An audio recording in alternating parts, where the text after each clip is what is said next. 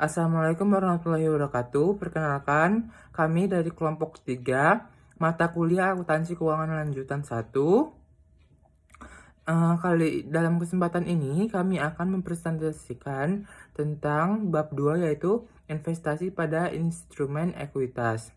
Sebelum itu, perkenalkan, nama saya Finanta Versio dengan NPM terakhir 003, dan teman saya ada Salsa Andara dengan NPM terakhir 025, Marsha Alivia dengan NPM terakhir 084, Asila Salwa dengan NPM terakhir 023, dan Helnisa dengan NPM terakhir 006. Selamat menyaksikan. Baik, di sini saya menjelaskan karakteristik dan metode atas investasi pada instrumen ekuitas. Yang pertama, ekuitas adalah setiap kontrak yang memberikan hak residual atas aset. Yang kedua, tingkat pengaruh atas kepemilikan saham sangat berpengaruh. Ketiga, pengaruh signifikan adalah kekuasaan untuk berpartisipasi dalam keputusan kebijakan keuangan dan operasional invested. Selanjutnya, metode biaya dan nilai wajar. Yang pertama, pengakuan dan pengukurannya diakui sebagai biaya perolehan. Yang kedua, nilai investasi dengan metode biaya berubah jika ditambah, dijual, dan mengalami penurunan nilai. Yang ketiga, pada metode nilai wajar, sama dengan metode biaya. Tetapi setelah pengakuan awal, investasi diukur pada nilai wajarnya. Yang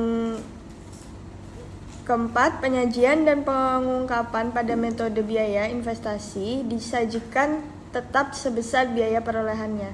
Metode nilai wajar, nilainya disesuaikan terhadap nilai wajar pada tanggal pelaporannya. Selanjutnya akan dijelaskan oleh rekan saya. Selanjutnya adalah metode ekuitas. Investasi pada awalnya diakui sebesar biaya perolehan. Setelah pengakuan awal, investasi diukur secara proporsional terhadap nilai ekuitas entitas asosiasi. Investor menurunkan nilai tercatat investasinya secara proporsional karena nilai ekuitas entitas asosiasi turun jika dividen diumumkan. Selanjutnya adalah perbandingan jurnal, metode biaya, nilai wajar, dan ekuitas. Bisa dilihat salah satu contohnya yaitu jika melakukan transaksi perolehan, maka dalam metode biaya jurnalnya adalah investasi dan kas. Jika metode nilai wajar, jurnalnya adalah investasi pada kas. Sedangkan pada metode ekuitas, jurnalnya adalah investasi pada entitas asosiasi pada kas. Dan selanjutnya bisa dilihat di dalam PPT tersebut. Baik, selanjutnya adalah alokasi selisih atas biaya perolehan investasi. Yang pertama ada goodwill yang terkait dengan entitas asosiasi termasuk dalam jumlah tercatat investasi. Amortisasi goodwill tersebut tidak diperkenankan. Kedua, setiap selisih lebih bagian entitas atas nilai wajar neto aset dan liabilitas teridentifikasi dari investasi terhadap biaya perolehan investasi dimasukkan sebagai penghasilan dalam menentukan bagian entitas atas laba rugi entitas atau ventura bersama pada periode investasi diperoleh. Selanjutnya ada isu lain seputar metode ekuitas. Nilai tercatat investasi pada entitas asosiasi tidak boleh negatif akibat pengakuan bagian rugi entitas asosiasi. Setelah kepentingan entitas dikurangkan menjadi 0, tambahan kerugian dicadangkan dalam kurung off balance sheet. Jika entitas asosiasi pada periode selanjutnya melaporkan laba, maka investor mulai mengakui bagiannya atas laba tersebut setelah memulihkan cadangan kerugian sebelumnya.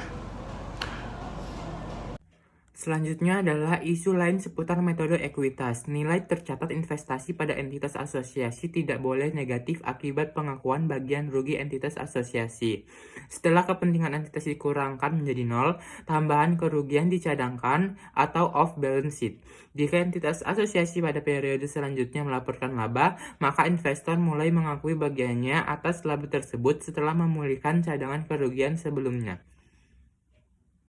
Selanjutnya yaitu transaksi hulu dan hilir, keuntungan dan kerugian yang dihasilkan dari transaksi hilir dan hulu. antara investor dan entitas asosiasinya diakui dalam laporan keuangan entitas tersebut, hanya sebesar bagian investor lain dalam entitas asosiasi. Sekian presentasi dari kelompok kami. Kurang lebihnya kami mohon maaf. Wassalamualaikum warahmatullahi wabarakatuh.